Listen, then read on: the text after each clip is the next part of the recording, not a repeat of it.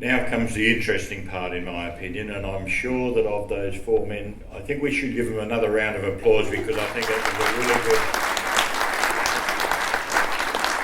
You know, we said we wanted them just to open up a little bit, and they've shared a bit of themselves, they've shared a bit of their background, they've shared a bit of their wisdom, because you know wisdom comes with age and experience and some of those things, and some of us have, I don't know, we've got to an old age and still haven't got it, but still. It's a good thing to actually reflect and listen to what these gentlemen have said, but I'm sure that of this, there's going to be some things that you would like someone to expand on a little more, a question you may like to ask, an observation that you might like to make. Hi guys, my name is Stephen. Warren, you just finished, before I went to hear what you talked about around communication, training in schools. Very interested to hear about that. Sure. The work that I do in couples communication, I started with couples communication, and what I began to see is that everyone went to a couples communication course. They really learned how to hear and listen to each other. They learned how to do things like active listening, in which they shared what they heard somebody else say and asked if they were distorted and so on. But the problem was that the person who was being criticized by their partner was taking in all this criticism and not feeling safe with it. And as a result, they didn't want to go back and communicate more unless there was a therapist there creating that. So the Munich marital study found that no one used active listening when they were outside of therapeutic context. And so what I began to see was that the fear that you have to keep the person who is hearing the criticism safe in order for that person to want to be involved with criticism to a greater degree. But the problem was that whenever anybody felt they were being criticized, their natural biological response was to become defensive, because they were trying to basically, historically speaking, when you heard criticism, you heard an enemy in the back of your mind. And so your response to that, in order to survive, was to build up your defenses, become defensive, or to kill the enemy before the enemy killed you. So when you heard criticism for your wife or your husband, that was your biological response. So what the work that I've been doing is to create a workaround to that natural biological response, but that cannot happen during the course of an everyday interaction between a man and a woman or any two people.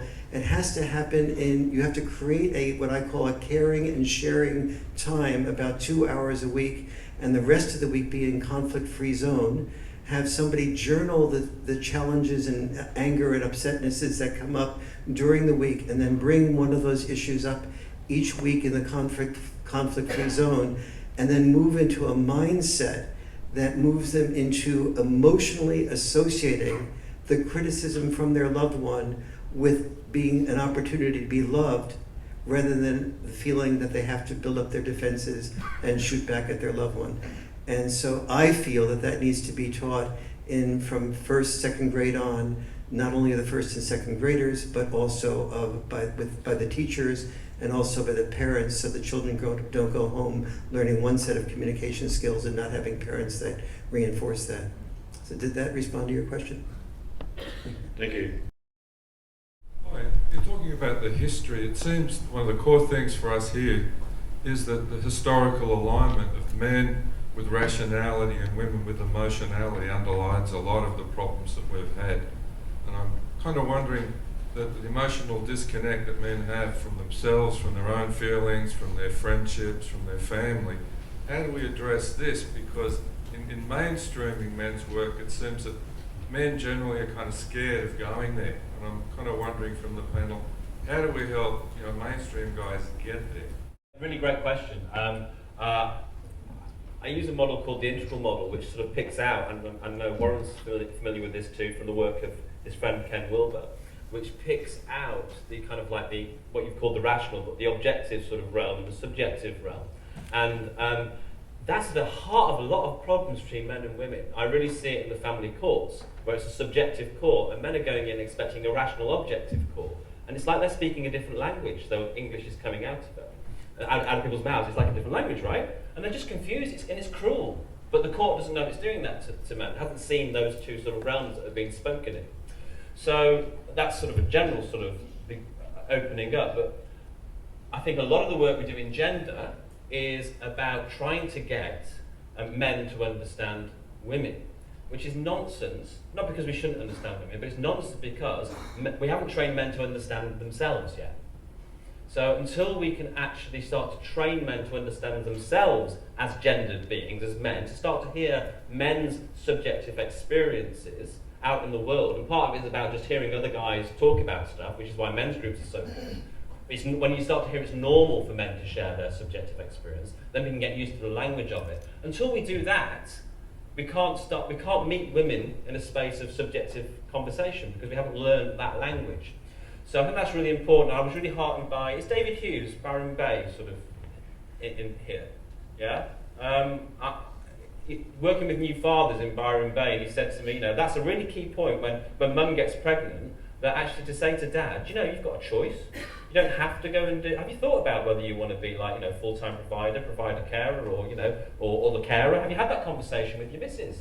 And for those men, from what I understand from David, they're a bit challenged about having that conversation at first, but when they break through and actually have the conversation, it enables them to start to think about how we're going to do gender.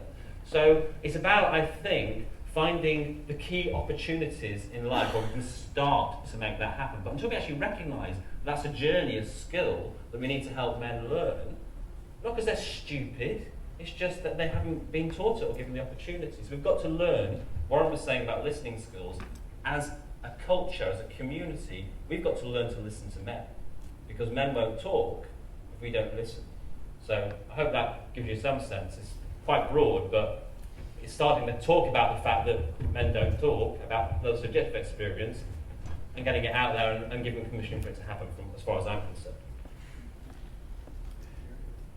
Thank you. Yeah, So to answer your question, we'll give you some... Can I add just one little thing to that, which is that it's a big topic, and one of the biggest issues I find is that people are so busy and have so many other things going on in their lives that it's actually not a big priority to do the gender work, and it's only when key moments come up that it happens. And just from a personal experience, I find that it's actually like what Warren said, and I would extend it, is that when we do it through their sons or their daughters, that men move from rational to emotional, and women move from emotional to rational and or objective, and that and all with the daughters, when we do programs for daughters, and all of a sudden the men, when they're sitting with their daughters, a whole nother side, a beautiful side comes out of them. So there's a lot in this. When you bring the child into it, parents who haven't spoken to each other for years because of the whatever they've been through, when something actually is directly related to their child in another way, then often they actually will speak, and a lot of healing can happen. So I think there's a lot in that. I just want to say a quick something there. In the past, we as men have contributed to the family earning money. But because that's no longer a unique male characteristic, if we're not going to be lost, we need to be able to contribute something else. And what else we can contribute is parenting skills and nurturing skills. So emotional intelligence is what needs to be framed as the new alpha male. And women, we need to also encourage our daughters to be okay with falling in love with a man who earns less, but who parents more. Because we know that when children are raised by fathers who are dominant with a primary parent, that those children do better than any other single demographic. And we know that the type of woman who goes out and focuses on the work, on the workplace and earning, does better, not equal to, but better than her male counterpart under those circumstances. So there's a real opening for men to make a new contribution in the future, because women will never love men who don't make contributions. If our contribution is not unique as an earner, it has to be unique as a father. It has to be unique as a loved one who listens to what the woman is going through rather than just represses our feelings in order to become successful. A lot of wisdom in that. I think, though, you do need to be a little cautious that men aren't unidimensional. I mean, there are going to be attributes that they'll bring to the table, but yes, we need to get society to shift from that thinking of the hegemonic masculinity, or whatever you want to call it. But I mean, I'm not a therapist, and haven't worked in men's health for the same period of time that my colleagues here have. But one of the things that I've observed in my work with men who go to sheds is that two things really. Firstly, that they need the right kind of environment. They need to feel that they're not being judged, and they need to feel comfortable. And they also need to be given permission, if you like. And some of them can do that in a group environment. You get the conversation going, and people will feed off each other's experience. But some of them, need the permission, and they need that privately so that they can open up. They feel that somebody's legitimising their concerns and is listening to them, and listening is the big key, I think. We as men generally want to solve problems, and that's often part of the difficulty in our conversations with women, that they tell us they've got a problem, and our first response is how to fix it. But often women just want to be heard, and with a lot of men too, because they haven't had that opportunity before. If you give them the right environment, you give them the permission, then they're usually quite happy to open up. I'm Randall. This question for Arne, I think, in particular, but I think it's across for all of you. What I hadn't heard in discussion was anything around sexuality. I'm interested with Arne. He said, between 10 and 12, you're happiest, and then hit puberty and suddenly crash. Now, what have you added in? You've added in sex, haven't you? You've added in puberty into the mix of things. So I'm curious in terms of the way forward, both the construction of male sexuality and female sexuality, and the biological imperative of male sexuality, and how is that? What do we need to focus on to move forward on that front? I have no doubt that the emerging sexuality of a young man that occurs at puberty has a major impact on his sense of well-being and actually everything.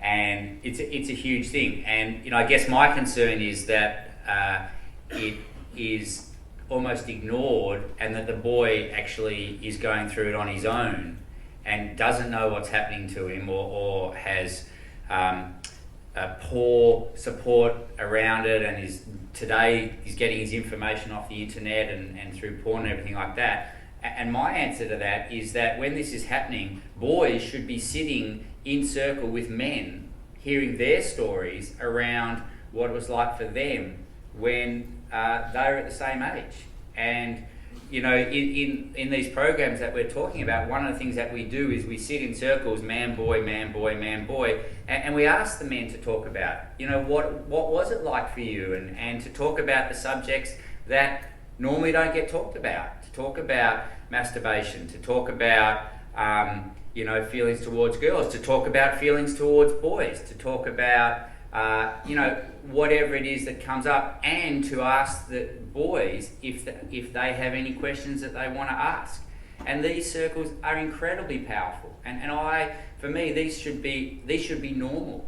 Every kid, every boy at 13, 14 should be experiencing this. And one of the things that we know is that pretty much every boy is struggling, and pretty much every boy thinks he's the only boy that's struggling.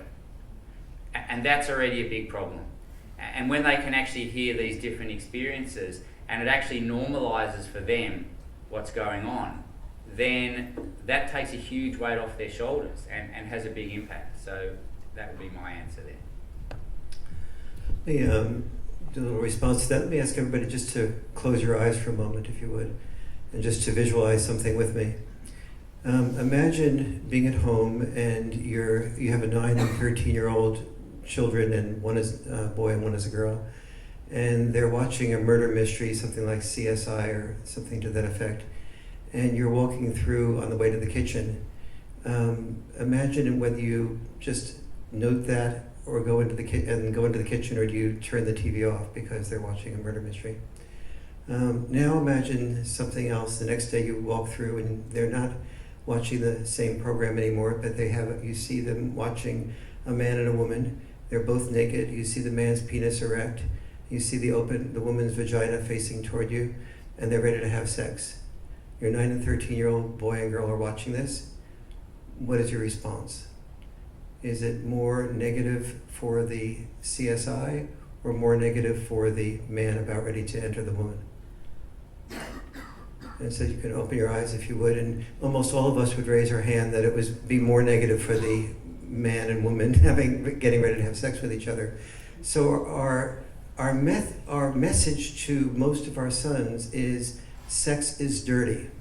Dirtier, worse than watching murder, watching people being killed. And yet we're also saying to our sons, our daughters have the option of initiating sex, but our sons still have the expectation of initiating sex. So we're saying sex is dirty, boys initiate the sex. Boys sense and feel that we want sex from women more than women want sex from us. Women may call your son, but it's not usually the women that their son wants to have call him. So for your son to be sexual with the woman he wants to be sexual with, he has to do initiating, but he fears rejection.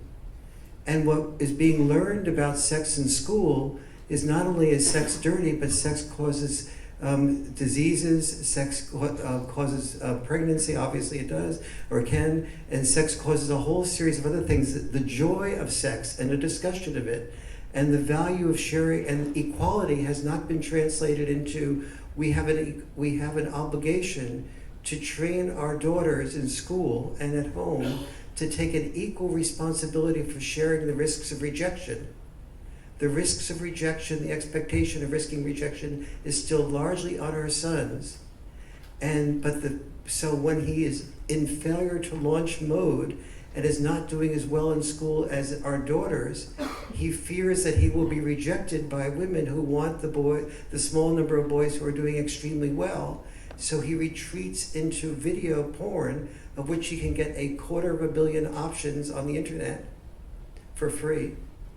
And then that video porn addicts the nucleus accumbens part of his brain to more video porn, and it closes the dorsolateral prefrontal cortex part of his brain to to wanting to succeed in real life with real women. And so we have a set of problems interacting with each other that we need to confront around gender, sexuality in our school systems and in our homes that we haven't even begun the discussion of yet. Thank you. I think the discussions today are really inspirational, and I'm wondering whether you could just reinforce what resources there are to go back and look closer at them, if there's any books that you've particularly written, anything that we can actually go back to and have a closer look at some of the concepts that are being discussed today. So it's all well and good to come today, but I always question people after a forum. You have a warm bath feeling. In 3 days' time, what are you actually going to do with that information? So that we can actually take the information away today and implement it in our lives. Can you perhaps highlight some of the references people can go back to? I can, personal perspective, in terms of just the broad range of issues, I think it's really important to be aware of those. I've just written a book called Equality for Men, which is available online as an ebook at the moment. And also, I blog an awful lot. What I'm trying to blog about, I'm trying to build a global network.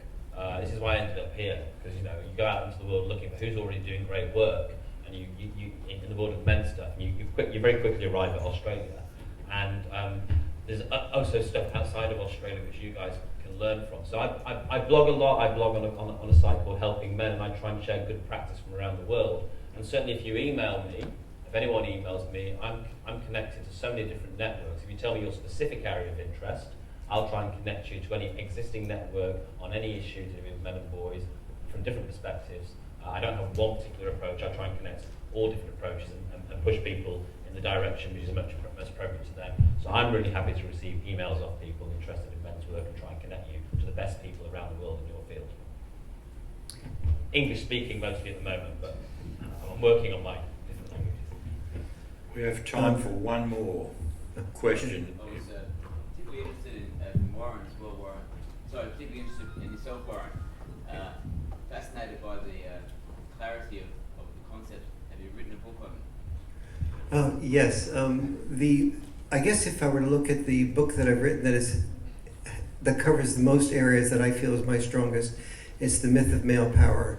And that really helps most people understand, what is the underlying disposability of men, and what do we need to go through, and what's the journey that you need to take through biology, through history, through present day law, through male-female interactions. So that covers the broadest base. If you are thinking about becoming a dad and want to know why it's so crucial for being involved as a dad, the Father and Child Reunion book is the one I would most recommend. If you have a daughter who is, or a son who is thinking about how do I want to shape my career, the trade-offs, the 25 major trade-offs that people need to consider to shape a career that balances fulfillment with income productivity is why men earn more and what women can do about it. But it's not just for women. And those are probably the books among the books I've written that I would probably most recommend for the foci of this audience.